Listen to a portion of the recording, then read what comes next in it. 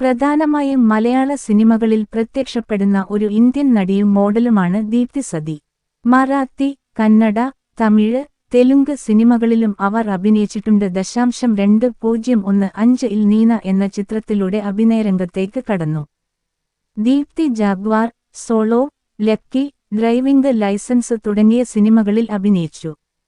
2019-ൽ പെർലിഷ് എന്ന ചിത്രത്തിലൂടെ തന്റെ വെബ് അരങ്ങേറ്റം കുറിച്ച അവർ പല ടെലിവിഷൻ ഷോകളിലും വിധികർത്താവാണ്.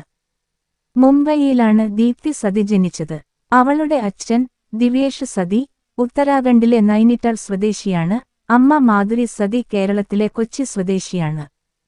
മുംബൈയിലെ അന്ധേരിയിലെ കനോസ കോൺവെന്റ് ഹൈസ്കൂളിൽ നിന്ന് സ്കൂൾ വിദ്യാഭ്യാസം പൂർത്തിയാക്കിയ ദീപ്തി സതി മുംബൈയിലെ സെന്റ് സേവിയേഴ്സ് കോളേജിൽ നിന്ന്